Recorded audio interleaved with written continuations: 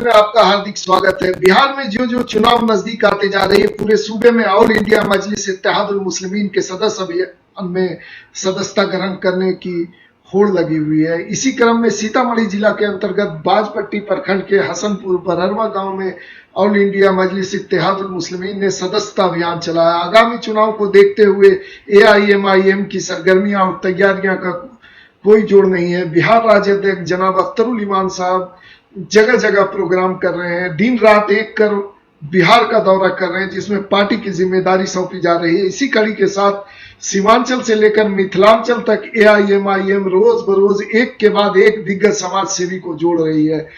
Party के केंद्रीय अध्यक्ष जनाब असदुद्दीन ओवैसी और प्रदेश अध्यक्ष जनाब अख्तरुल इमान साहब के चर्चे पूरे बिहार में जोर शोर से हो रहे हैं। बच्चे, बूढ़े, जवान, महिलाएं सभी इसी पार्टी से जुड़ रहे हैं। पिछले कई महीनों से बिहार के पार्टी दिग्गज और कद्दावर नेता पार्टी में शामिल हो चुके हैं। यह पार्टी की कबूलियत की निशानी है। आज इसी मिशन को फिर आगे बढ़ाते हुए हसनपुर बरहरवा की सरजमीन पर सिवान और छपरा के जिला अध्यक्ष एवं कोर कमेटी के अध्यक्ष जनाब जुनैद आलम ने सभी को फूल माला के साथ सदस्यता अभियान में शामिल किया। प्रोग्राम की शुरुआत नजरुल गाजी ने की और प्रोग्राम के संचालक आखिर तक रहे। गाजी ने बड़े अच्छे अंदाज में अपने भाषण से जनता के दिल को जीतने की कोशिश की। शफीउल हक फलाही उर्फ चांद, सदस्य मजलिस नजर आलम साहब एक्टिव मेंबर, नियाज अहमद जिला पार्षद, शफत खान, मोहम्मद अफान, मोहम्मद अलीमुद्दीन सभी ने पार्टी की महानता पर बात की। AIMIM में शामिल हुए नए मेंबर भी बड़े गर्मजोशी में दिखे। आप देखें इस पूरे वीडियो में किस तरह से सदस्यता अभियान चलाया गया का इस्तेमाल करके आज हम मुसलमानों को जो है उनके नजर में विलन बनाने की कोशिश की जा रही है। आप नजर उठा के देख लीजिए, सीतामढ़ी में ही हमारे जनाब बोलते बोलते भूल गए कि वो घटना जनरल साल वाली महसूल में नहीं हुई थी। हम इसीलिए उस बात को चेह रहे हैं। वो घटना महसूल से 5-6 किलोमीटर आगे मुर्गिया चक के पास, मुर्गिया चक में भी नहीं हुई थी, मुर्गिया चक से 1 किलोमीटर जो है उत्तर में गौशाला चौक हुई थी, जहाँ एक भी ला इलाहा इल्लल्लाह बोलने वाला नहीं। लोगों को जो है बेल कराने वाला कोई और उसको गैर मुस्लिम वकील नहीं मिला, मुसलमान ही वकील को रखा हुआ। और जिनको हम लोग रहनुमा कहते हैं, वैसे लोग 50,000 रुपये पर बेल जो है उनका कराया। तो वो तो खैर सेकेंडरी मैटर है, बात दलित पर है। जानून अंसारी को जलाने वाले लोग टोटल के टोटल लोग दलित, महादलित, SC ST के लोग थे। बोखरा में अभी कुछ दिन पहले हुआ है मामला, वही लोग हैं। इनके कंधे पे बंदूक रख करके इनको चलाया जा रहा है और ये लोग समझने की नाम नहीं ले रहे हैं। इनके माँ का जो तन ढका है, क्या इसके बहन का जो है इज्जत उतारेगा लोग? इसकी बेटियों को बदनियती से देखेगा लोग? ऐसे लोगों को समझाने बुझाने की जरूरत है। इनको समझा बुझा करके एक जमात बनाने की जरूरत है। उस जमात को बनाने के लिए ही असदुद्दीन ओवैसी साहब ने पूरे देश में, पूरे 130 करोड़ के देश में जितने भी लोग हैं, पार्टियां हैं, सियासत के दौर में जो भी लोग उनके हम सफर हैं, सब लोग का मकसद एक ही है, देश के गद्दी पे बैठ के देश के लोगों पर हुकूमत करना। तो हुकूमत करना करो ना भाई। हजरत उमर फारूक रजी अल्लाह तआला अन्हु की तरह करो हुकूमत, अबू बकर सिद्दीक रजी अल्लाह तआला अन्हु की तरह करो हुकूमत। लेकिन नहीं, ये लोग इंसाफ पर हुकूमत नहीं कर रहे। ये फीका वाराना झगड़ा लगा करके हुकूमत और ताकत जो है पाने की मुहिम में हमेशा लगे रहते हैं। और इसका नतीजा है कि हम लोग विकास से जो है बहुत दूर हैं, तरक्की से बहुत दूर हैं। तालीम, सबकी जड़ है तालीम, इल्म। हमारे मदरसे, स्कूल, सबकी जड़ों को कमजोर किया जा रहा है धीरे धीरे। शिक्षा की ही बात हम लोग करते हैं तो शिक्षा में आज यहाँ पे 25-50 लोग हैं। हमारे बेटा या बेटी का एग्जाम अगर मदरसा रहमानिया में पड़ जाए तो यहाँ पर हमारा नंबर लोग ले लेंगे, कहेंगे हाँ नेताजी अरे अपने बचवा का जरा सा एग्जाम है मदरसा में उस्ताद में आएगा, देख लीजिएगा। तो भाई चोरी करा के बच्चे को पास कराइएगा तो काबिलियत कहां से आएगी? नंबर तो मिल जाएगा। वैसे लोग आज स्कूलों में बैठे हैं, उसी सर्टिफिकेट के आधार पे मदरसा में बैठे हैं, वो पढ़ावेगा क्या? तो मिला जुला के सब कुछ साजिश सरकार की है। एक कौम को धीरे धीरे धीरे धीरे ही सही तालीम से बहुत बहुत बहुत दूर कर दो, ताकि इसको सवाल और जवाब करने का मौका ही नहीं मिले। और जब सवाल जवाब नहीं करेगा तो हुकूमत अपने आप अपना हमारे हाथ में रहेगी। और ये सरकार सिर्फ मुसलमानों के साथ नहीं कर रही है, देश के हर तबके के साथ ये बर्ताव है। जो पैसे वाले लोग हैं अच्छे स्कूलों में पढ़ा रहे हैं बच्चों को, उनके लोग फिर बैठेंगे कुर्सी पर। जो गरीब लोग हैं सरकारी स्कूल में मदरसों में पढ़ रहे हैं, उनके बच्चे जो है सिर्फ वोट देने का काम करेंगे, मार खाएंगे, जन्म सारी की तरह जलाए जाएंगे, आपस में ही लड़ करके मर करके वोट का जो है ध्रुवीकरण करेंगे, सरकार बनाएंगे लोग, और जनता के दुख तकलीफों से उनको कोई मतलब नहीं रहेगा। दोस्तों, जागरूकता लाने की जरूरत है हम लोगों में। हमारे लिए जो आवाज उठाता है, हम उसको पैसे से मदद नहीं कर सकते हैं, जान से मदद नहीं कर सकते हैं, बोल के तो मदद कर ही सकते हैं। तो अभी चुनावी साल है, चुनावी वक्त है, हम लोग चाहते हैं कि हक का झंडा हिंदुस्तान के ऊपर रहे, चाहे किसी भी पार्टी का रहे, हक का रहे। हम इसलिए किसी पार्टी का बोल रहे हैं कि हमारी हुकूमत अभी 10-20 साल तक आने नहीं जा रही है। हमारी से मतलब ऑल इंडिया मजलिस इत्तेहादुल मुस्लिमीन जो पार्टी है, इसकी हुकूमत 5-10 साल तक नहीं पहुंचेगी दिल्ली। हम लोगों को मेहनत ये करना है कि जो भी हुकूमत बना रहा है, जैसे तेलंगाना में बना है, चेन्नई वगैरह में है, मुस्लिम लीग सरकार में पार्टनर है, मतलब गठबंधन में है, उसी तरह हम लोग ये कोशिश करें कि 2, 4, 10, 20, 5 जितने विधायक जिता सकते हैं उसको जिता दें, और जिता करके सरकार में जो है या उसके विपक्ष में बैठने के लिए वहां पे मौजूद रहे, ताकि हमारे हक हुकूक और हिस्से पर कोई जालसाजी न हो, कोई चोरी डकैती नहीं हो, कोई लूट नहीं ले उसको। तो वक्त चुनाव का है, बात चुनाव पर ही होनी है। सदस्यता अभियान के लिए हम लोग आए हैं। सुल्तान भाई का हम तहे दिल से शुक्रिया अदा करते हैं कि क्योंकि हम लोग प्लान बनाते रहते हैं कि हर जगह मिले जाए, लेकिन वैसे मतलब स्थिति में इन्होंने खुद हमको बुलाया, इसके लिए बहुत बहुत शुक्रगुजार हैं इनके भी और आप सबके भी कि आप लोगों ने अपना काम धाम समय छोड़ करके यहाँ पे जमा हुआ।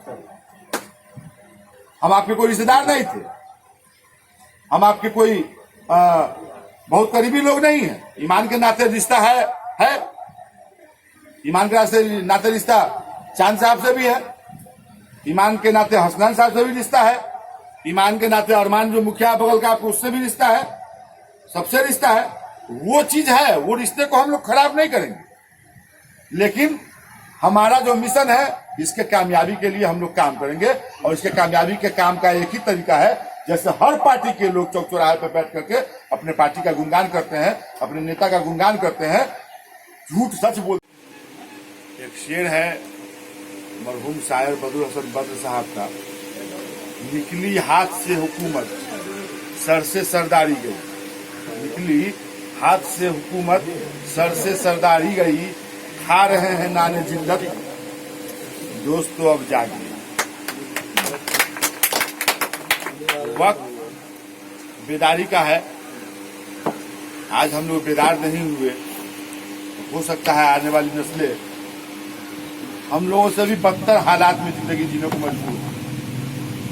जिंदगी तो दलित महादलित के लोग भी जी रहे हैं, दलित जिंदगी राजपूत भूमियार ब्राह्मण भी जी रहे हैं, जिंदगी सैक पैठान मुगल सैयद भी जी रहे हैं, जिंदगी चमार प्रसाद मुसहर धांगड़ भी जी रहा है। सारे लोग एक है, सारे लोग एक रब के बनाए हुए हैं। लेकिन जब जब ये भेदभाव इंसानियत के बीच में पैदा हुई है, तब तब इसको खत्म करने के लिए कोई न कोई कदम उठाता है और सच्ची और हक बात करके उसको उसकी हक को दिलाने का काम करता है।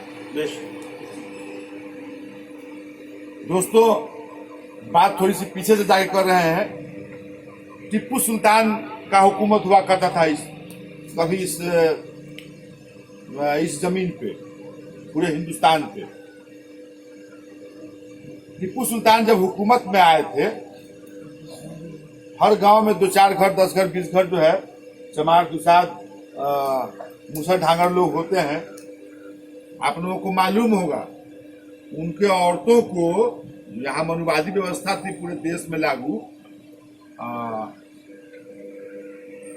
हमारे हम वतनी भाई जो बड़े हैं, उनके दरवाजे पे बैठना तो दूर की बात, उनके दरवाजे से गुजरना भी उनका मना ही था। चप्पल सर पे लेके जाना वगैरह वगैरह, कमर के पीछे जो है झाड़ू बांध देना, उसके पास जहां जहां दलित महादलित किया गया।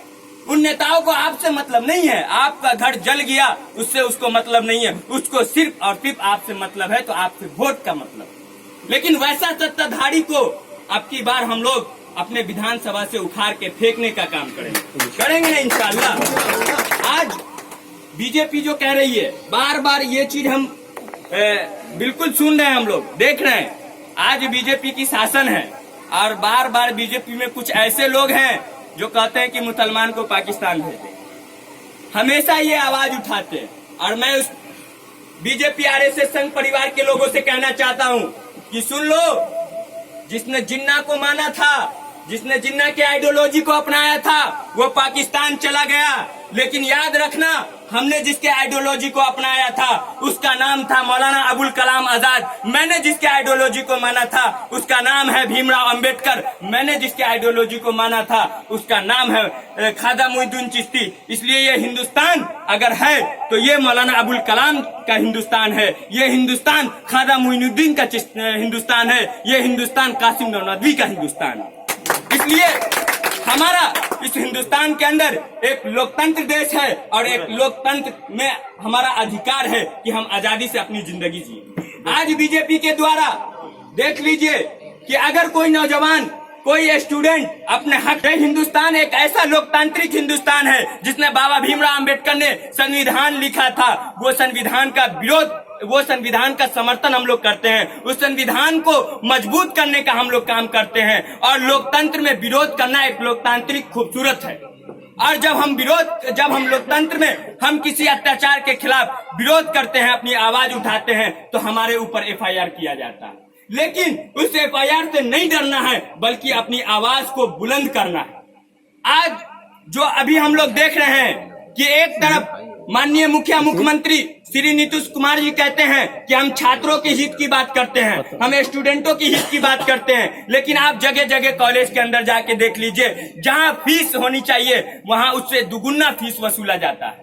हमारे बच्चे वहां तालीम लेते हैं। एक तरफ लॉकडाउन जैसी महामारी के अंदर तमाम गार्जियन अपने घर पे आ चुके हैं, लेकिन मुख्यमंत्री कभी उस कॉलेज, उस स्कूल का निरीक्षण नहीं करते कि उन बच्चों से क्यों पैसा लिया जाता है। इसलिए दोस्तों, साथियों, मैं आपको बता दूं कि आज बाजपट्टी विधानसभा के अंदर ऑल इंडिया मजलिस इत्तेहादुल मुस्लिमीन पार्टी आ चुकी है। आप इसके कांधे को मजबूत करें, आप इसको साथ दें और जनाब अलहाज बैरिस्टर असदुद्दीन ओवैसी साहब के कांधे को मजबूत करने का काम करें। अगर अभी कभी भी आपकी आवाज अगर बनी है तो वो जनाब अलहाज बैरिस्टर असदुद्दीन ओवैसी साहब बना। मैं आपको बता दूं, यही हमारे बड़े भाई जुनैद साहब मेसौल में रहते हैं। मेसौल के अंदर जनाब मरहूम जैनुल अंसारी को जिंदा जला दिया गया।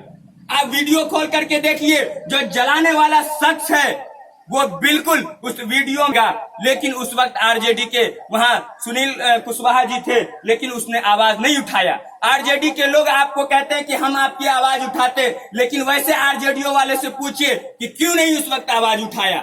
न कांग्रेस आपकी आवाज बनी, न कोई आवाज बनी। अगर उसकी आवाज बनी तो हैदराबाद से जनाब अलहाज बैरिस्टर असदुद्दीन ओवैसी साहब आवाज। दो नौजवानों को सीतामढ़ी के अंदर डुमरा थाना में करंट लगा करके उसके पांव में कीला ठोक करके मार दिया जाता। मैं कहता हूं प्रशासन का जो अधिकार है वो अधिकार है कि अगर कोई चोरी करता है, अगर कोई क्राइम करता है तो उसको कोर्ट में पेशी किया जाए, उसकी सजा जो है यहाँ की जलाइए, जैसे जला के मोदी गुजरात हो गए हैं। वह कत्ल भी करे तो कोई पूछता नहीं, हम आ भी करे तो सवालात हो गए। इसलिए हमको और आपको एकजुट होने की जरूरत है, एक मुत्तहिद होने की जरूरत है, क्योंकि हम लोग एकजुट हो जाएंगे, एक यूनिट हो जाएंगे तो हमारा कुछ बाल बाका नहीं कर सकता है। हम अपने बांसपट्टी विधानसभा में जो हमारे आला कमान जनाब अख्तरुल ईमान साहब, जनाब बैरिस्टर असदुद्दीन ओवैसी साहब, जिनको अपना कैंडिडेट बना के भेजेंगे, उनको हम तमाम लोग समर्थन करेंगे, उनके कांधे को मजबूत करेंगे और इंशाअल्लाह बात। बिस्मिल्लाहिर्रहमानिर्रहीम, अस्सलाम वालेकुम, आदाब, जय भीम। कहना है कि MIM को बिहार में लोग तरह तरह की अफवाह उड़ाते हैं, बीजेपी का एजेंट है, वोट कटवा है, बहुत सारा आप देखते होंगे। आज RJD की मैं बहुत करीब से, मैं उसका, मेरा खानदानी RJD था, मैं सिवान से बिलोंग करता हूँ। शहाबुद्दीन साहब को आप लोग जानते होंगे, जानते नहीं जानते? आज जो लालू प्रसाद साहब जो जा रहे थे जेल, तो क्या कह रहे थे? मैडम को मुख्यमंत्री बनाना बोले थे, उन्होंने बना दिया। विधायक को बंधक बना के बना दिया। लेकिन लालू प्रसाद जानता था कि मेरा कलर पकड़ने वाला यही शख्स है, इसे बर्बाद कर दो। आज वो जेल में है, वो किसका देन है? RJD वाले का देन है। हमारे माइनॉरिटी के लोगों को बर्बाद करने वाला कौन? RJD। फातमी साहब हो गए, अनवारुल हक हो गए, शहाबुद्दीन, कितने दिग्गज लोग, कितने दिग्गज लोग, सबका सिलेंडर कर दिया। आप जानते हैं ना बेचारे, एक अभी उन्होंने जेल से बाहर निकले शहाबुद्दीन साहब ने, तो वो यही ना बोले कि मुख्यमंत्री परिस्थितियों के नेता है भी, कैसे नहीं है। आज RJD और जदयू मिल के लड़ा इलेक्शन, और जब मामला हुआ तब नीतीश कुमार भाग गए बीजेपी में, तो परिस्थितियों के नेता ही है। आज इलेक्शन विधानसभा होगा ना, बीजेपी और जदयू लड़ेगा इलेक्शन। कल को अगर बीजेपी वाला उसको उंगल करेगा तो फिर भाग जाएंगे दूसरे में मुख्यमंत्री के लिए, भागेंगे नहीं भागेंगे? उनकी इस बिहार में चेहरा तो सबको मालूम है, तो सिर्फ इतना बोल दिया कि परिस्थितियों नेता है तो उसको हान लग गया। याद उसको ये है कि उसको सदन में नीतीश कुमार की सरकार को गिराया था। नीतीश कुमार को मालूम था कि मेरा कुर्सी हिलाने वाले एक ही आदमी वो शहाबुद्दीन है, इसीलिए उसका बेल तोड़वा के उसको जेल में डाल दिया गया। क्यों? कि वो मुस्लिम था। आज एक वक्त याद होगा, ओवैसी साहब और शहाबुद्दीन साहब थे पार्लियामेंट में। जब ओवैसी साहब बोले तो सारे लोग, तो यही शख्स है शहाबुद्दीन, खड़ा हो गया अकेला, किसी की औकात नहीं थी कि चू बोल देना। क्या आप लोग जानते हैं कि नहीं जानते हैं? आज हमारा नेता जो है ओवैसी साहब पार्लियामेंट पे, रोड पे, गली में हमारे लिए कौन बोलते हैं? वही ना बोलते हैं। क्या ये बोलते हैं कि नहीं बोलते? चाहे खिलाफ वाला हो, नाट, जो भी लोग जैसा भी हो, बोलते हैं। आज हम लोग जाइएगा ना तो क्या करें, तो वोट कटवा है, बीजेपी निकल जाए। नहीं, मैं 24 कैंडिडेट था मेरे, जब मैं ये लड़ा था जिला परिषद, 24 कैंडिडेट थे, 24 कैंडिडेट। राम कुमार शर्मा के भाई जो MP थे, उनके भाई को हरा के मैं जिला परिषद बना हूं। आपने वोट किया था ना, मैं जिला परिषद बना। अगर आपने बोलते ना इसे नहीं बनेगा तो कैसे बन जाते हम? इसीलिए आप लोग एकजुट होइए, और एकजुट होने के बाद अपने ईमान को ताजा करिए, मजबूत करिए। मैं कुछ भी हो जाए, मैं पतंग पे ही बटन। ऐसे चाटुकारों को, ऐसे गुलामों को जो ये कहता है कि मजलिस इत्तेहादुल मुस्लिमीन वोट कटुआ पार्टी है। मजलिस इत्तेहादुल मुस्लिमीन ने महाराष्ट्र के औरंगाबाद में 35% वोट होने के बावजूद ये साबित किया है कि हम वोट कटुआ नहीं है, हम इलेक्शन जीतने के लिए मैदान में आते हैं। आप गौर कीजिए, वही मालेगांव जहां पर मुस्लिम अक्सरियत इलाका है, लेकिन शिक्षा के मैदान में पिछड़ा हुआ है, एजुकेशन नहीं है, सड़कें नहीं थी। मजलिस इत्तेहादुल मुस्लिमीन जब 2014 में वहां पर इलेक्शन लड़ी थी, मुसलमानों ने नकारा था कि मजलिस आएगी तो बीजेपी जीतेगी, लेकिन वहां पर कांग्रेस का एमएलए जीत कर आता है, कोई काम नहीं हुआ। 19 में लोगों ने सबक सीखा कि मजलिस इत्तेहादुल मुस्लिमीन को अगर हम जिताए होते तो हमारी लीडरशिप मजबूत होती, एजुकेशन के मैदान में हम मजबूत होते, हमारे सड़कें मजबूत होती, और 19 में साबित किया और 70,000 वोटों से मालेगांव के अंदर मजलिस इत्तेहादुल मुस्लिमीन के एमएलए को जिताकर लोगों ने असेंबली की। आपको इन बातों को ख्याल करना होगा, इन बातों को ध्यान में बैठाइए। बाजपट्टी के अंदर हमने सुना 1,70,000 आपका वोट है, आपको क्या मिला? आप गुजरिए अपने गांव के अंदर, कैसी सड़कें हैं, आप जाइए अपने स्कूलों के अंदर, उर्दू का नामो निशान नहीं है।